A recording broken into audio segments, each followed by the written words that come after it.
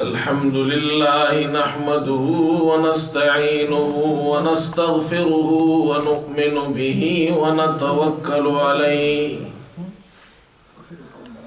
ونعوذ بالله من شرور أنفسنا ومن سيئات أعمالنا من يهده الله فلا مضل له ومن يضلله فلا هادي له ونشهد أن لا إله إلا الله وحده لا شريك له ونشهد أن سيدنا وحبيبنا ومولانا محمدا عبده ورسوله صلى الله تعالى على خير خلقه محمد وآله وأصحابه أجمعين أما بعد فأعوذ بالله من الشيطان الرجيم بسم الله الرحمن الرحيم فاعلم أنه لا إله إلا الله وقال تعالى محمد رسول الله صدق الله مولانا العظيم بزرگان محترم اور برادران عزیز،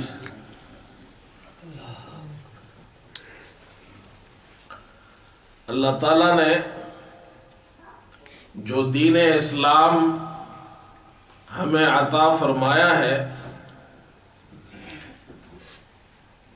اس دین کی اور اس مذہب کی ابتدا وہ عقیدہ توحید سے ہوتی ہے۔ اللہ کو ایک ماننا اور اس کی ذات و صفات اور افعال میں کسی کو شریک نہ ٹھہرانا، یہ توحید کا عقیدہ ہے۔ اگر یہ عقیدہ نہ ہو تو اسلام مکمل نہیں ہوتا ہے۔ اس عقیدے کے بغیر کوئی دین اسلام میں داخل نہیں ہو سکتا۔ کوئی بھی شخص اس وقت تک مسلمان نہیں ہو سکتا جب تک کہ اللہ کی وحدانیت کا اقرار نہ کرے۔ اور آخرت میں کوئی بھی شخص جنت میں داخل نہیں ہو سکتا جب تک کہ اس کا عقیدہ توحید کا عقیدہ نہ ہو۔ اگر وہ مسلمان ہے، موحد ہے، اللہ کو ایک مانتا ہے، اس کی ذات و صفات میں کسی کو شریک نہیں ٹھہراتا، شرک نہیں کرتا، تو اللہ تعالیٰ کی مرضی ہے کہ اللہ اسے بغیر حساب کتاب کے جنت میں داخل کر دے، یا اللہ اس کا حساب لے، گناہوں کی پاداش میں اسے جہنم میں ڈال دے اور پھر اسے جہنم سے نکال کر جنت میں داخل کر دے، لیکن ایک نہ ایک دن ضرور جنت میں داخل ہوگا۔ رسول کریم صلی اللہ علیہ وسلم نے ایک حدیث میں قیامت کا ایک منظر ذکر فرمایا قیامت کا دن ہوگا، اللہ تعالیٰ اپنے بندوں میں سے तमाम इंसानों में से एक बंदे को हिसाब के लिए चुनेंगे उस मौके पर, और सबके सामने उसको खड़ा किया जाएगा। फिर 99 दफ्तर गुनाहों के उसके सामने पेश किए जाएंगे।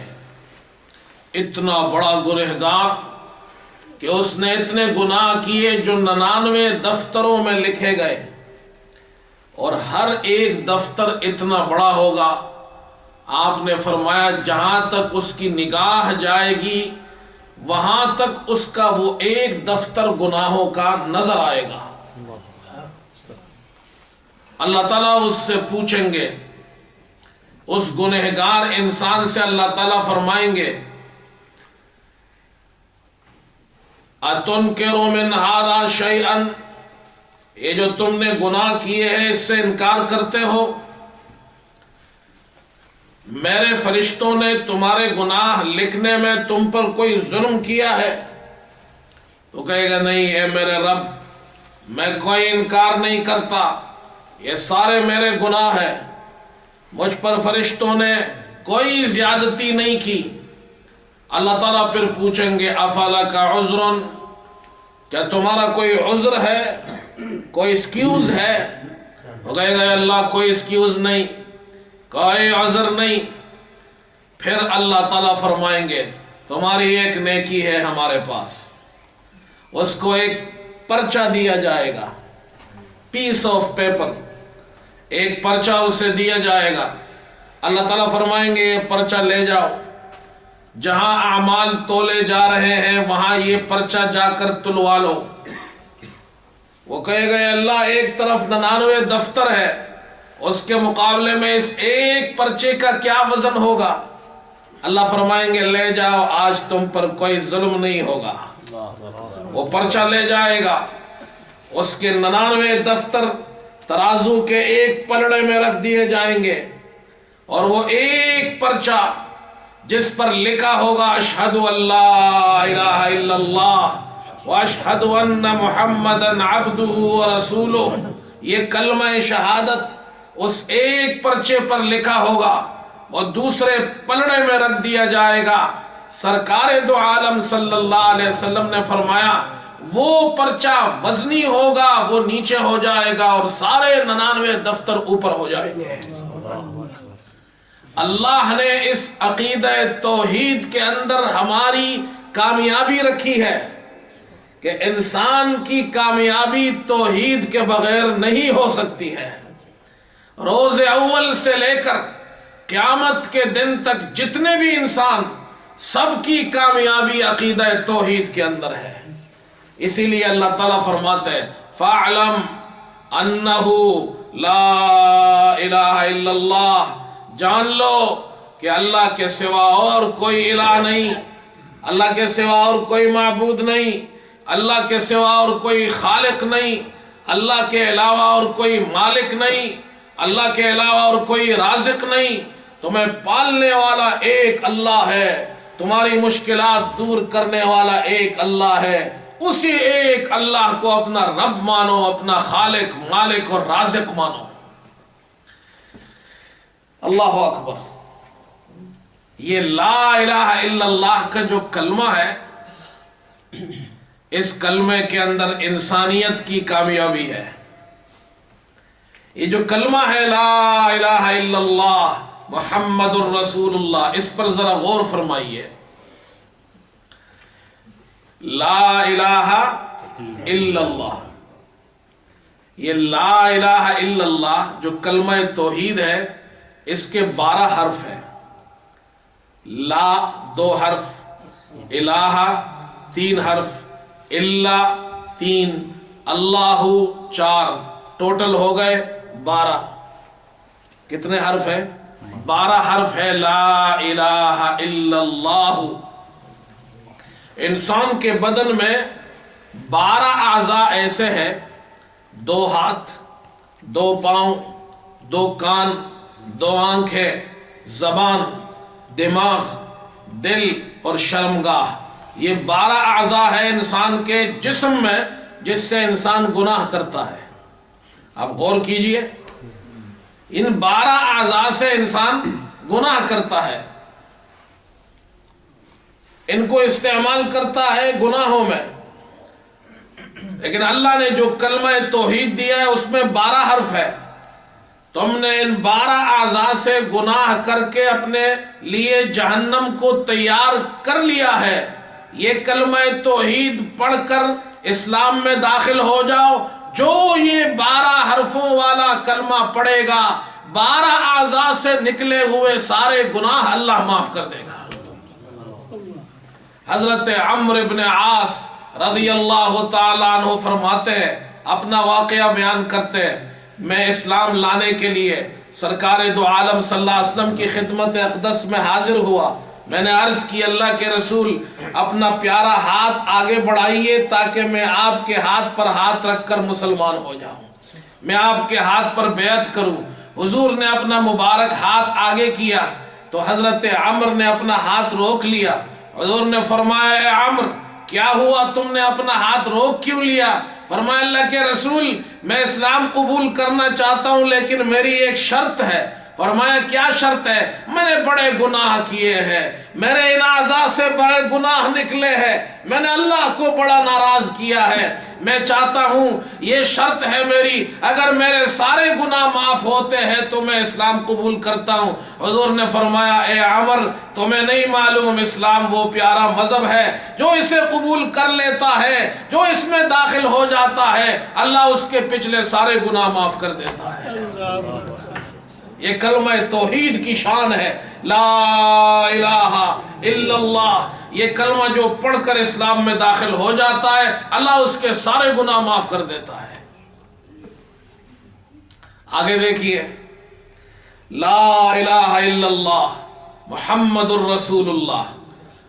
اس کلمے میں، کلمہ طیبہ میں 7 الفاظ ہیں، 7 کلمات ہیں. لا الہ الا اللہ محمد رسول اللہ. کتنے ہو گئے؟ 7. یہ 7 الفاظ والا کلمہ ہے. اللہ نے جہنم کے 7 دروازے بنائے ہیں. لہا 7 ابواب. قرآن میں اللہ فرماتے ہیں جہنم کے کتنے دروازے ہیں؟ 7. جو یہ 7 کلموں والا کلمہ، 7 الفاظ والا کلمہ توحید پڑھ لیتا ہے اللہ اس کے لیے جہنم کی آگ کو حرام کر دیتا ہے. عبادہ ابن صامت رضی اللہ تعالیٰ عنہ فرماتے ہیں رسول کریم صلی اللہ علیہ وسلم نے ارشاد فرمایا من شہد اللہ الہ الا اللہ وان محمد الرسول اللہ، جو گواہی دے اللہ کے سوا کوئی معبود نہیں، محمد صلی اللہ علیہ وسلم اللہ کے رسول ہے، جو اس کلمے کو پڑھ لے، جو یہ گواہی دے، 7 الفاظ والا کلمہ پڑھ لے، حرم اللہ علیہ النار، اللہ اس پر جہنم کی آگ کو حرام کر دیتا ہے. جہنم کے 7 دروازے اس پر بند ہو جاتے ہیں. جہنم کے کتنے دروازے ہیں؟ 7. قرآن پاک میں مجھے ایک واقعہ یاد آ گیا. امام قرطبی رحمت اللہ علیہ فرماتے ہیں رسول کریم صلی اللہ علیہ وسلم نے یہ آیت مبارکہ، یہ آیت تلاوت فرما رہے تھے لہا 7 ابواب، جہنم کے 7 دروازے ہیں، لکل باب منہم جزء مقسوم، ہر دروازے کے لیے ان لوگوں میں سے یعنی گناہگاروں میں سے ان ہر ایک دروازے کے لیے حصے ہیں. کچھ گنہگار ایک دروازے میں سے جائیں گے، کچھ دوسرے میں سے، کچھ تیسرے میں سے، کچھ چوتھے میں سے، الگ الگ دروازوں میں. تو گنہگاروں کے الگ الگ حصے ہیں جو ان دروازوں کے لیے ہے. ایک دیہاتی عورت، دیہات کے رہنے والی عورت، اس نے یہ آیت حضور پاک علیہ السلام سے سنی تو جب یہ آیت سنی وہ اس آیت کو سن کر بے ہوش ہو گئی. حضرت بلال فرماتے ہیں آپ نے پانی منگوایا، اس کے اوپر پانی ڈالا، وہ ہوش میں آئی. آپ نے پوچھا اے خاتون تو بے ہوش کیوں ہو گئی؟ اس خاتون نے حضور پاک علیہ السلام سے پوچھا یہ جو آپ پڑھ رہے تھے یہ اللہ کا کلام پڑھ رہے تھے یہ اللہ نے آسمان سے اتارا؟ حضور نے فرمایا ہاں میں اللہ کا کلام پڑھ رہا تھا، میں قرآن پڑھ رہا تھا۔ اس عورت نے کہا میں اسی لیے بے ہوش ہو گئی کہ جہنم کے 7 دروازے ہیں، اور وہ اس کا مطلب کچھ اور سمجھی۔ وہ یہ سمجھی کہ ہر انسان کے بدن کے اس کے اعضاء، اس کے بدن کو 7 ٹکڑوں میں تقسیم کر کے 7 دروازوں میں سے جہنم میں داخل کیا جائے گا۔ اور اللہ کے رسول کیا ہمارے بدن کو 7 حصوں میں تقسیم کر کے 7 دروازوں میں ڈالا جائے گا؟ حضور نے فرمایا یہ نہیں ہے، 7 قسم کی جماعتیں ہوں گی، جو الگ الگ لوگ ہوں گے، وہ جہنم میں 7 دروازوں سے جائیں گے۔ اس عورت نے کہا اللہ کے رسول میرے پاس تو اور کچھ نہیں، میرے پاس 7 غلام ہیں، اور یہ جہنم کے 7 دروازے ہیں، میں اللہ کے لیے اپنے 7 غلاموں کو آزاد کرتی ہوں تاکہ اللہ مجھے جہنم کے 7 دروازوں سے بچائے، اور آپ کو گواہ بناتی ہوں۔ اتنے میں جبریل تشریف لائے، فرمایا اللہ کے رسول اس عورت سے کہہ دیجئے کہ اللہ نے تیرے اس عمل کی وجہ سے تجھے جہنم کے 7 دروازوں سے بچا لی، جنت کے جہنم کے 7 دروازوں سے اللہ نے تجھے بچا لیا۔ یہ عقیدہ توحید ہے۔ پھر جنت کے بھی 7 دروازے ہیں۔ کتنے دروازے ہیں؟ 7۔ اور اس کلمے کے، اس کلمہ طیبہ میں کتنے الفاظ ہیں؟ 7۔ جو اس کلمے کو پڑھ لیتا ہے، توحید کو اختیار کر لیتا ہے، اللہ اسے جنت میں داخل فرمائے گا۔ رسول کریم صلی اللہ علیہ وسلم نے ارشاد فرمایا من شہد اللہ الہ الا اللہ، جو اس بات کی گواہی دے کہ اللہ ایک ہے، وَأَنَّ مُحَمَّدًا عَبْدُهُ وَرَسُولُهُ، محمد صلی اللہ علیہ وسلم اللہ کے بندے اور رسول ہے، اور عیسیٰ علیہ السلام عبد اللہ ورسولہ، وہ اللہ کے بندے اور رسول ہے، وابن امتہ، اللہ کی بندی مریم کے بیٹے ہیں، خدا کے بیٹے نہیں، مریم کے بیٹے ہیں، کلمۃ اللہ القاہا الی مریم وروح من، اللہ نے کلمہ کن سے ان کو پیدا کیا، وہ روح اللہ ہے۔ جو اس کا اقرار کر لے، جو اس عقیدے کو اپنا لے، اللہ کے رسول صلی اللہ علیہ وسلم نے فرمایا ادخلہ اللہ الجنت علی ما کان من العمل، عمل اس کا جیسا بھی ہو اللہ اسے جنت میں داخل کرے گا۔ یہ کلمے کی اللہ نے یہ شان رکھی ہے۔ کتنے خوش نصیب ہے وہ مسلمان جن کو اللہ نے یہ دولت نصیب فرمائی۔ سب سے بڑی دولت ایمان کی دولت ہے، سب سے بڑی دولت عقیدہ توحید کی دولت ہے۔ انسان کے پاس جو کچھ ہے سب نکل جائے، لیکن عقیدہ توحید ہو تو اس کے پاس ہر کچھ موجود ہے، اس کے پاس ساری دولت موجود ہے۔ اگر سب کچھ ہو اور توحید نہ ہو تو اس کے پاس کچھ بھی نہیں ہے۔ پھر دیکھیے اللہ اکبر، یہ جو کلمہ ہے لا الہ الا اللہ، اس کے جتنے حرف ہیں یہ جوفی ہے۔ جوفی حرف ان حروف کو کہتے ہیں منہ کے اندر سے نکلتے ہیں، زبان سے نہیں۔ لا الہ الا اللہ، یہ اندر سے، دیکھو ہونٹ نہیں ہلتے، منہ یعنی ہونٹ سے نہیں نکلتے۔ لا الہ الا اللہ اندر سے نکلتا ہے، لا الہ الا اللہ، لا الہ الا اللہ۔ یہاں والے حرف نہیں ہیں، ہونٹ والے، اندر والے ہیں۔ اس میں اشارہ اس بات کی طرف ہے جو اس توحید کا اقرار دل کے اندر سے کرے گا اللہ اسے جہنم سے محفوظ فرمائے گا۔ اندر سے اقرار کرنا پڑے گا۔ سرکار دو عالم صلی اللہ علیہ وسلم نے ایک مرتبہ حضرت معاذ کو آواز دی، یا معاذ لبیک یا رسول اللہ، اللہ کے رسول حاضر ہوں۔ پھر آپ نے آواز دی یا معاذ لبیک یا رسول اللہ، پھر آپ نے آواز دی یا معاذ لبیک یا رسول اللہ، اللہ کے رسول میں حاضر ہوں۔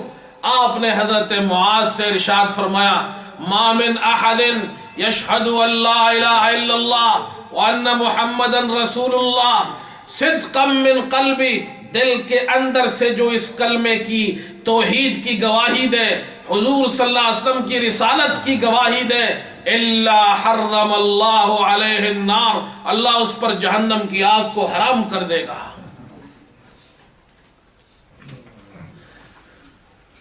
اللہ اسے جنت میں داخل کر دے گا۔ پھر آگے دیکھیے، یہ جو کلمہ ہے لا الہ الا اللہ، مجھے یہ کلمہ توحید آپ کو آج پکانا ہے، اس کو اچھی طرح پکا کریں اس سبق کو۔ لا الہ الا اللہ ایسا کلمہ ہے، اس کے اوپر، اس کلمے کے آپ لکھیں اوپر نیچے کوئی نقطہ نہیں ہے، کوئی نقطے والا حرف نہیں ہے، نہ اوپر کوئی نقطہ ہے نہ نیچے کوئی نقطہ ہے، اشارہ اس بات کی طرف ہے اوپر بھی اللہ کا کوئی شریک نہیں، نیچے بھی اللہ کا کوئی شریک نہیں۔ وَهُوَ الَّذِي فِي السَّمَاءِ إِلَٰهٌ وَفِي الْأَرْضِ إِلَٰهٌ، آسمان میں بھی اس کی حکومت ہے، وہ الہ واحد ہے، زمین میں بھی اس کی حکومت ہے، وہ الہ واحد ہے، نہ وہاں اس کا کوئی شریک ہے نہ یہاں اس کا کوئی شریک ہے۔ پھر آگے دیکھیں، اوپر بھی کوئی نقطہ نہیں، نیچے بھی نہیں، نہ اللہ کے اصول ہے نہ اللہ کے فروع ہے،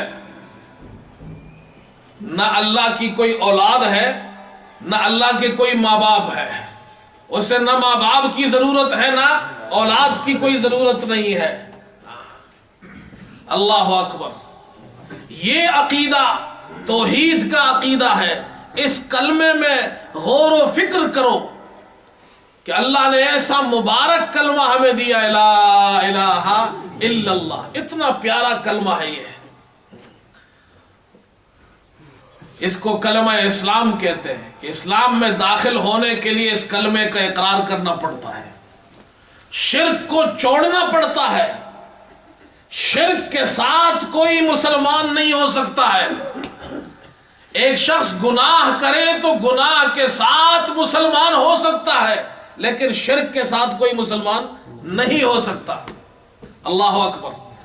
اور ایک بات اور سنیے، اللہ اکبر، لا الہ الا اللہ کہو، لا الہ الا اللہ، لا الہ الا اللہ۔ جب یہ ضرب لگاتے ہیں نا تو انسان کے اندر سے دل کو روشنی ملتی ہے۔ سب سے زیادہ یہ شیطان پر سب سے زیادہ دشوار یہ کلمہ ہے، یہ توحید کو وہ برداشت نہیں کر سکتا کوئی اللہ کو ماننے والا ہو، اس کے ساتھ کسی کو شریک نہ کرے۔ اب غور کیجئے، لا الہ الا اللہ کتنے حرف ہیں اس میں؟ 12۔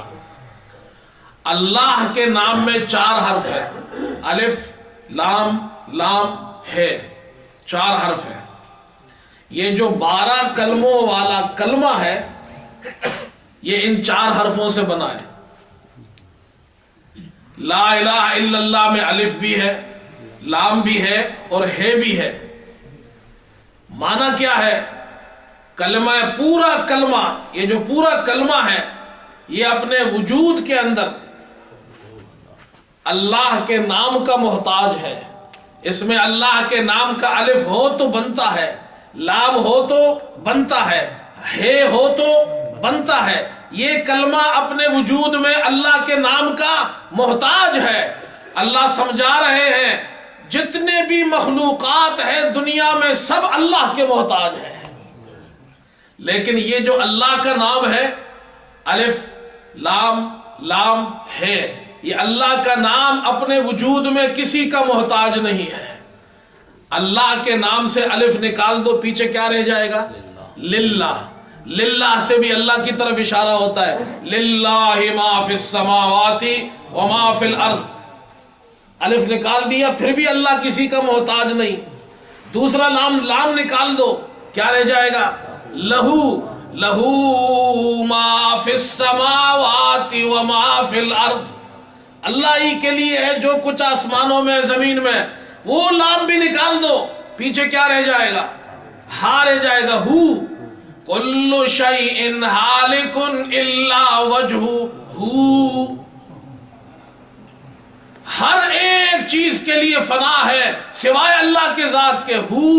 ہو سے بھی اللہ کی طرف اشارہ ہے۔ معنی کیا ہے؟ ساری مخلوقات اللہ کی محتاج ہے، اللہ کسی کا محتاج نہیں۔ سب انبیاء اللہ کے محتاج ہے، سب اولیاء اللہ کے محتاج، سب اولیاء سب انبیاء اللہ کے محتاج مگر وہ کسی کا محتاج نہیں ہے، یہ عقیدہ سمجھایا جا رہا ہے۔ اسی عقیدے کو اللہ نے قرآن میں یوں بیان کیا، قل هو اللہ احد اللہ الصمد، آپ کہہ دیجئے وہ اللہ ایک ہے، اللہ الصمد، وہ اللہ صمد ہے۔ حضور سے پوچھا ہے اللہ کے رسول صمد کے کیا معنی ہیں؟ آپ نے فرمایا هو الصمد، آپ نے فرمایا صمد هو السید الذی یصمد الیہ فی الحوائج، ساری دنیا اپنی حاجتوں میں جس کی طرف محتاج ہو اس کو صمد کہتے ہیں۔ صمد اس کو کہتے ہیں سب اس کے محتاج ہو وہ کسی کا محتاج نہ ہو۔ صمد کس کو کہتے ہیں؟ سب اس کے محتاج ہو اور وہ کسی کا محتاج نہ ہو۔ سب انبیاء اس کے محتاج، سب اولیاء اس کے محتاج، وہ نہیں کسی کا محتاج۔ حضرت آدم دنیا میں آئے تو کس کے محتاج؟ بولو بھائی، ذرا زور سے بولو یار، میں تو آپ کو یہ عقیدہ پکا رہا ہوں۔ حضرت آدم دنیا میں آئے تو کس کے محتاج؟ ذرا زور سے بولو، عقیدہ پکے گا، شیطان بھاگے گا، اللہ خوش ہوگا۔ حضرت آدم دنیا میں آئے تو کس کے محتاج؟ حضرت نوح کشتی میں کس کے محتاج؟ حضرت ابراہیم آگ میں کس کے محتاج؟ حضرت موسیٰ دریا سے پار ہونے میں کس کے محتاج؟ حضرت اسماعیل مکے کی اس بے آب و گیاہ وادی میں پڑے ہیں کس کے محتاج؟ حضرت زکریا بیٹا مانگنے میں کس کے محتاج؟ حضرت موسیٰ کس کے محتاج؟ حضرت سلیمان تخت اڑانے میں کس کے محتاج؟ حضرت عیسیٰ مردوں کو زندہ کرنے میں کس کے محتاج؟ حضرت محمد مصطفیٰ امام الانبیاء بدر میں اللہ کے سامنے سر بسجود گڑ گڑا رہے کس کے محتاج ہے؟ اللہ کے محتاج ہے وہ، اللہ کسی کا محتاج نہیں۔ عقیدہ پکا کرو۔ اس عقیدے میں کسی مسلمان کو اختلاف ہو سکتا ہے؟ بولو بھائی، کسی بھی مسلمان کو، مسلمان ہوگا تو اس میں اختلاف نہیں کرے گا۔ جو اس عقیدے میں اختلاف کرتا ہے سمجھ جاؤ وہ مسلمان نہیں ہے۔ قل هو اللہ احد اللہ الصمد، صمد کا معنی سمجھ گئے؟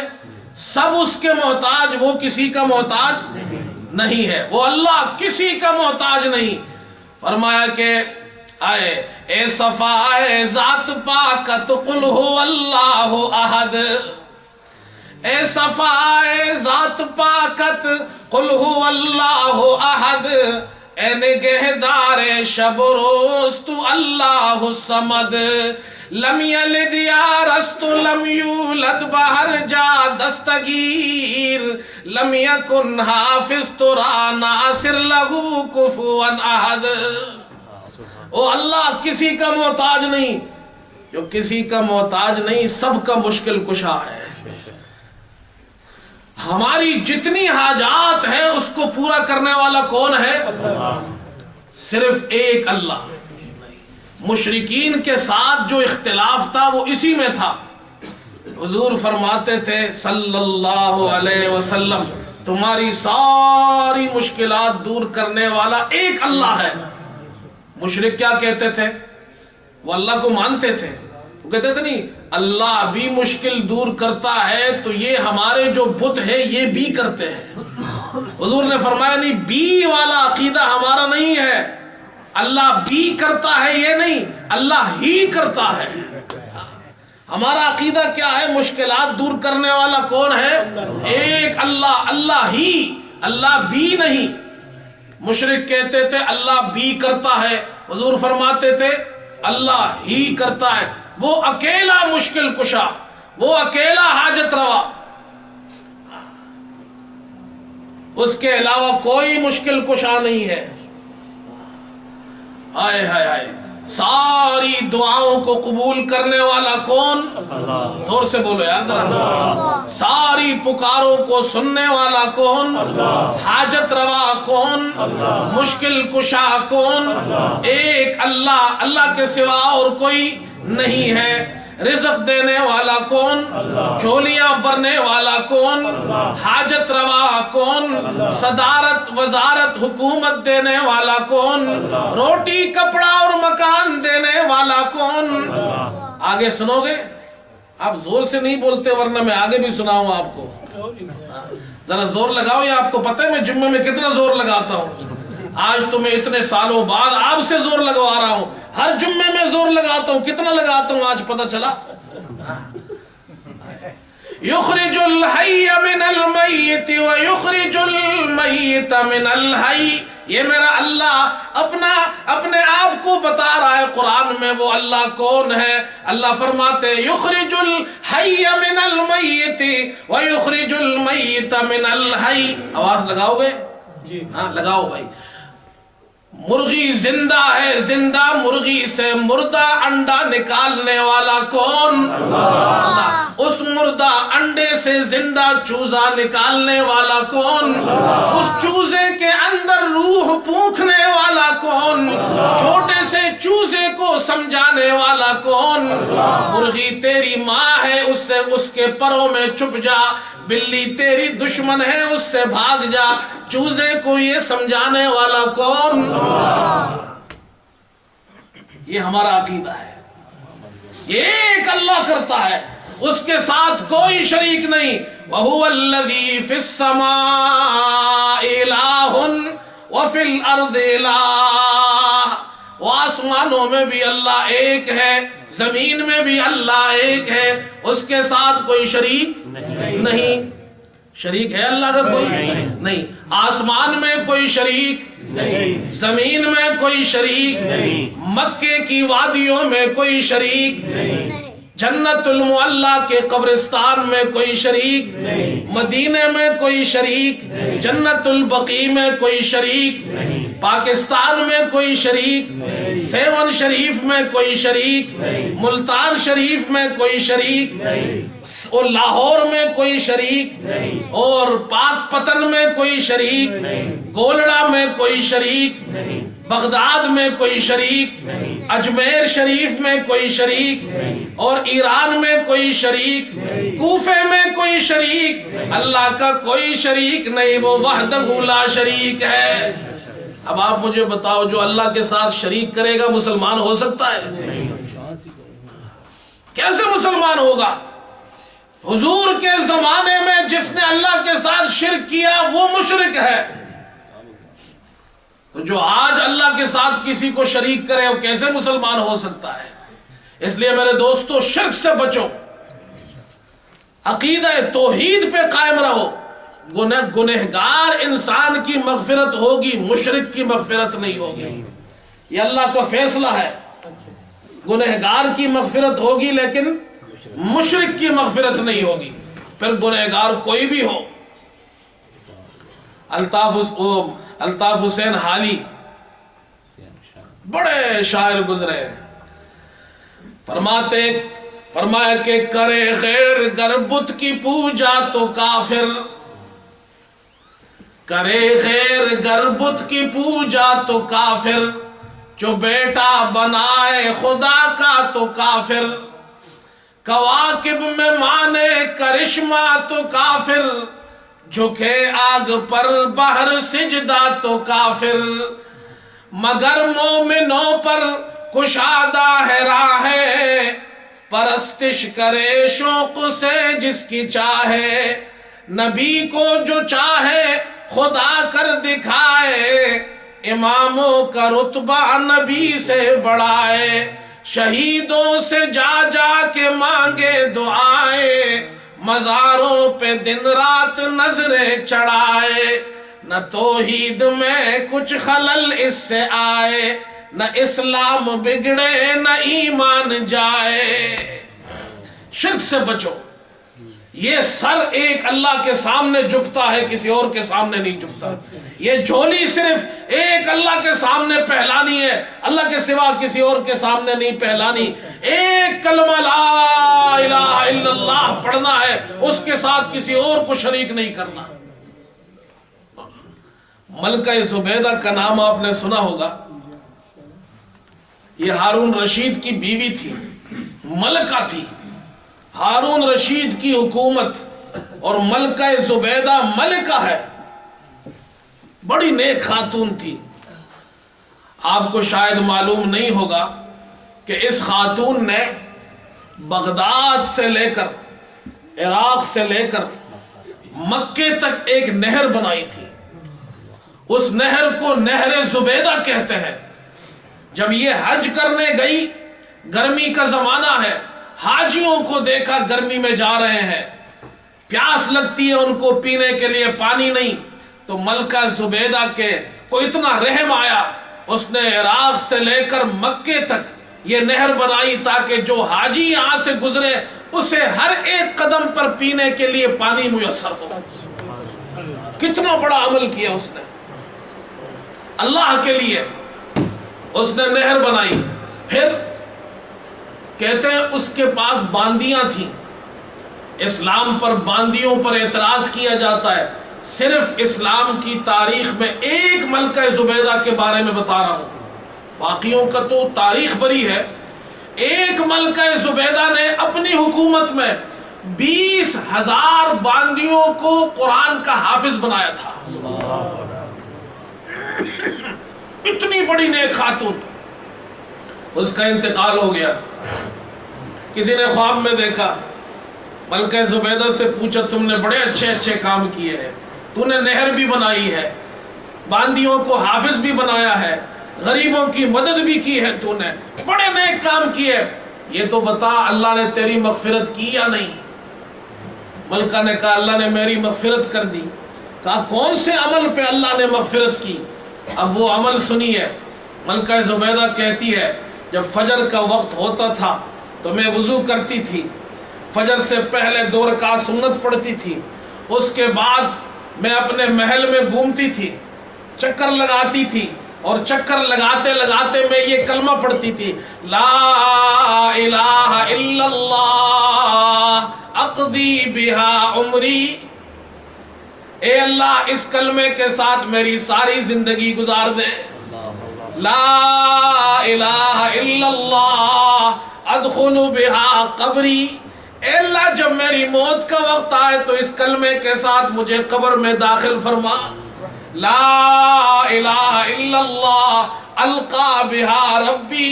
اے اللہ جب میں آپ سے ملاقات کروں تو اس کلمہ توحید کے ساتھ ملاقات کروں۔ ہائے ہائے، ہم نے کبھی یہ کلمہ پڑھا ہے؟ گاڑی میں چلتے چلتے پڑھو، لا الہ الا اللہ اقضی بہا عمری، اپنی عمر میں اللہ اسی میں گزار دوں، قبر میں اسی کے ساتھ داخل ہوں۔ اللہ تیری ملاقات ہو تو اس کلمے کے ساتھ ہو۔ فرماتی ہے اللہ نے میرے اس عمل کی وجہ سے میری مغفرت فرما دی ہے۔ اس واسطے میرے دوستو، کلمہ توحید، یہ جو عقیدہ ہے توحید کا، اسے نہیں چھوڑنا ہے۔